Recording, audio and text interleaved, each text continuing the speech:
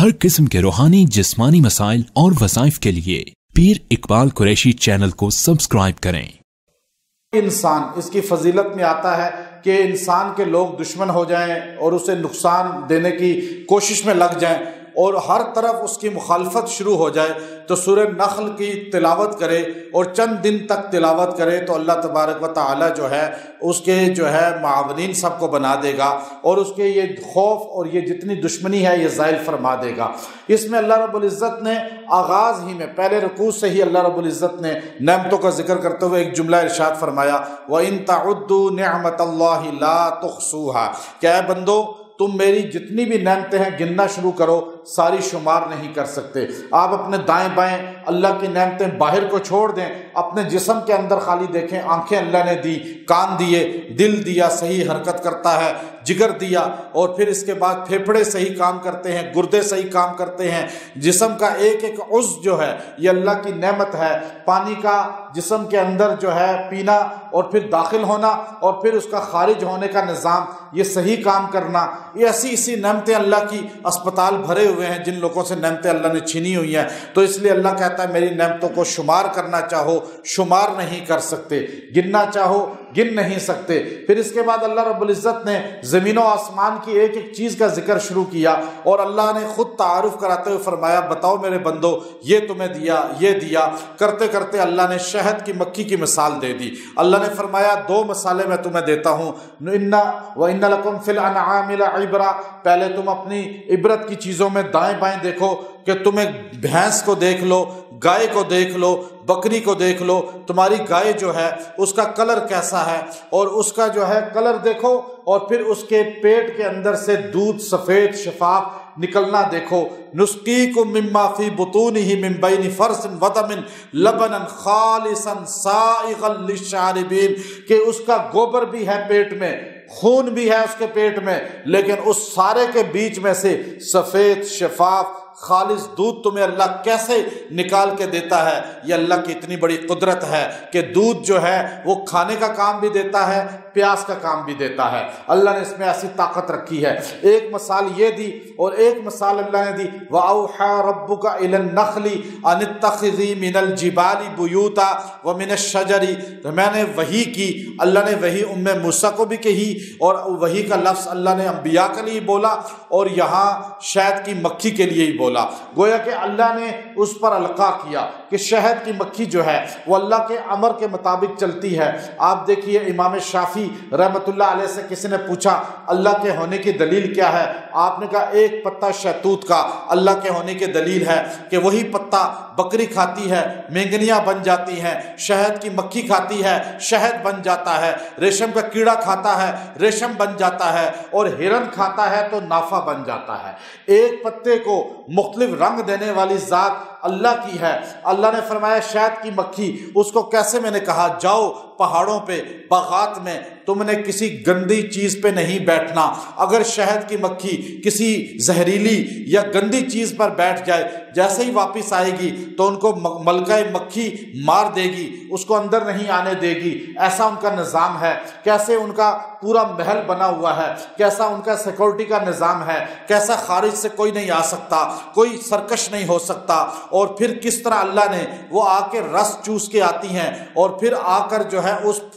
پھول پر نشان لگا دیتی ہیں، دوسری مکھی ادھر نہیں جاتی، اسے پتہ ہوتا ہے کہ یہاں پر پہلے میری مکھی نے رس چوس لیا ہے۔ ایسا نظام۔ اس کے بعد اللہ نے فرمایا کہ اس کے اندر میں نے شفا رکھ دی۔ اب وہ شفا والا نظام اللہ کا۔ اللہ کہتا ہے اب بتاؤ میری نعمتوں کو تم کیا کیا گنو گے، کہاں کہاں تک شمار کرو گے؟ اس کے بعد اللہ رب العزت نے اس کے اندر ایک ایسی آیت رکھی ہے، وہ آیت کریمہ پورے اسلام کا خلاصہ ہے۔ امام شافعی فرماتے ہیں پورے اسلام کا خلاصہ یہ آیت ہے ان اللہ یأمر بالعدل والاحسان وایتاء ذی القربى۔ اللہ تعالیٰ نظام عدل کا آرڈر دیتا ہے اور نظام عدل ہی اسلام کا خلاصہ ہے جو اللہ نے یہاں پر بیان کیا۔ اس صورت کے اندر اللہ رب العزت نے اس چیز کو واضح کیا اور اس کے اندر نعمتوں کا ذکر کیا۔ جس آدمی پہ نعمتوں کی کمی ہو وہ اس صورت کو پڑھے، اللہ نعمتیں کثرت سے دے گا۔ جس کے پاس اسباب کی کمی ہو اس صورت کو کثرت سے پڑھے، اللہ اسباب عطا فرمائے گا۔ پھر اس کے بعد آپ یہ دیکھیے کہ اس کے بعد سورہ بنی اسرائیل آپ کے سامنے ہے، سورہ بنی اسرائیل، سبحان الذی اسریٰ بعبدہ، اس میں اللہ رب العزت نے واقعی معراج کو ذکر کیا، اور پہلے جو لفظ استعمال کیا وہ سبحان ہے، کہ آپ لوگ کہتے ہیں حضور علیہ الصلوۃ والسلام معراج پہ گئے، اور پھر بیت المقدس پہلے، پھر اسریٰ اور معراج، دو سفر ہیں، ایک بیت المقدس تک، ایک عرش معلا تک۔ لوگ کہتے ہیں یہ کیسے ہوا؟ اللہ نے کہا سبحان، پاک ذات ہے وہ، الذی اسریٰ، جو اسریٰ پہ لے کے گئی اپنے بندے کو۔ حضور خود نہیں گئے بلکہ ذات لے کر گئی جو رب العالمین کی ذات ہے، تو اللہ کی ذات لے جا سکتی ہے۔ سورہ بنی اسرائیل میں اللہ نے یہ فضیلت رکھی ہے کہ جو انسان جو ہے اس کو رزق میں کمی ہو چکی ہو، رزق اس کا بند ہو چکا ہو، اور اسباب رزق کے اس کے سامنے بالکل نہ ہو، ہر کام میں خسارہ، نقصان، اور ہر کام میں پستی، تو اس کو انسان تلاوت کرے، چند دن میں اللہ اسے رزق وسیع عطا فرمائے گا، مقام اور عروج عطا فرمائے گا۔ اس میں اللہ نے ان چیزوں کو بیان کیا ہے، واقعی معراج کو بیان کیا، اس میں لفظ سبحان کہہ کے بتایا کہ حضور خود نہیں گئے، جاتے ہوئے بھی اللہ کے بندے تھے، آتے ہوئے بھی اللہ کے بندے تھے، لے کر اللہ گیا۔ اللہ کے لے جانے پہ شک ہو ہی نہیں سکتا، اللہ کے پاس یہ قدرت ہے، یہ طاقت ہے۔ اور پھر اس کے بعد اللہ رب العزت نے اس میں فرمایا ان ھذا القرآن یہدی للتی ہی اقوم، اس قرآن کی برکت سے میں نے بہت سے طبقات کو عزت دی اور بہت سو کو پست کیا۔ جس نے قرآن سینے سے لگایا میں نے عزت دے دی، جس نے قرآن پس پش ڈالا میں نے ذلیل کر دیا۔ قرآن ہی کی وجہ سے آج ایک عام آدمی مصلی پہ کھڑا ہوتا ہے، اور آپ بڑے بڑے رؤساء، بڑے بڑے مالدار آدمی، بڑے بڑے جو ہے نام اور نسب رکھنے والے آدمی اس کے پیچھے کھڑے ہوتے ہیں، حالانکہ یہ نسب میں بھی کم ہوتا ہے بعض اوقات، یہ علم میں بھی جو ہے عام لحاظ سے صرف قرآن اللہ اس کو دیتا ہے، اور قرآن کی برکت سے یہ بادشاہوں کا امام بن جاتا ہے۔ تو یہ اللہ رب العزت قرآن کی برکت سے عزت دیتے ہیں معاشرے کے اندر۔ تیسرے رکوع میں فرمایا وَقَضَىٰ رَبُّكَ أَلَّا تَعْبُدُوا إِلَّا إِيَّاهُ وَبِالْوَالِدَيْنِ إِحْسَانًا، کہ تم والدین کے ساتھ، اللہ کا فیصلہ ہے کہ میری توحید کے بعد سب سے بڑا کام والدین سے حسن سلوک ہے۔ اما یبلغن عندک الکبر احدہما او کلاہما، ایک بوڑھا ہو جائے یا دونوں بوڑھے ہو جائیں، ایک دنیا سے چلا جائے ایک بچ جائے، یا دونوں زندہ ہوں، تم ان کی خدمت کرو۔ اما یبلغن عندک الکبر احدہما او کلاہما فلا تقل لہما اف، تم نے کبھی ان کے سامنے اف کا لفظ نہیں کہنا، اگر اف کہا تو تمہاری نیکیاں ضائع ہو جائیں گی۔